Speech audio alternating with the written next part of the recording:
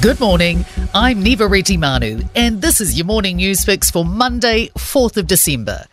In this update, a vaccinologist is warning against misinformation after a significant COVID data breach.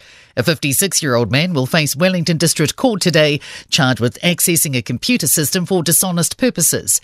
Te Whatu Ora says a staffer downloaded a large amount of vaccine data, which has been posted to an overseas conspiracy site.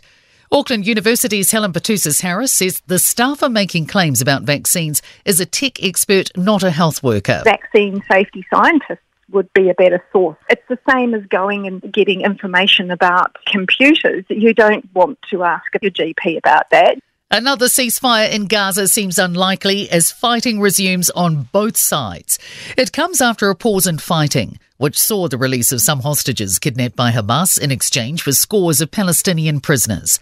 Otago University International Relations Professor Robert Patman told Tim Dower both Hamas and Israel is saying there's no prospect of further ceasefire negotiations. Israel's withdrawn its negotiators, and Hamas, for its part, is saying it won't resume negotiations until the current Israeli military campaign ceases. An oncologist says cigarettes are a scourge on society and kill half their users. Leader of the House, Chris Bishop, has told TVNZ's Q&A there's no evidence smoke-free laws, which the government will repeal, save lives. But Otago University Professor Chris Jackson says it's an absolute no-brainer. Tobacco availability must be reduced. He says every single health expert he's spoken with agrees smoke-free laws would mean fewer cancers and deaths. The new Leader of the House, Chris Bishop, has laid out how Parliament will run this week.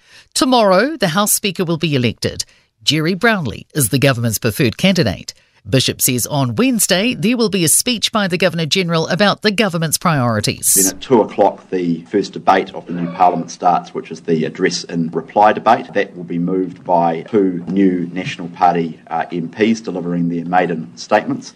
Our new police minister is promising precision when it comes to dishing out gang members' dispersal notices.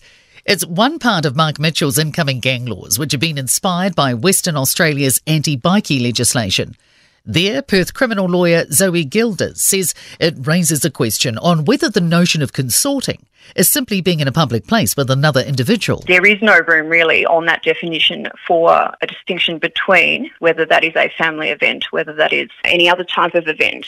But Mark Mitchell is adamant our legislation will be more specific. So that it doesn't just capture, family members and things like that. It actually targets who we're going after, and that is gang members. In sport, a second major victory of the season for Kiwi squash number 1 Paul Cole, beating Egyptian Ali Faraj in the final of the Hong Kong Open. The New Zealand women's and men's sevens teams have finished 2nd and 3rd respectively in their season-opening World Series event in Dubai. The bitter pay dispute between Netball Australia and the Players Association appears to be over, with a new collective bargaining agreement reportedly reached. And a first-ever 2020 cricket loss to Pakistan has the White Ferns searching for answers ahead of Game 2 in Dunedin tomorrow. I'm Neva Manu, and that's your latest news fix. We'll be back with the next update at midday from the Newstalk ZB newsroom.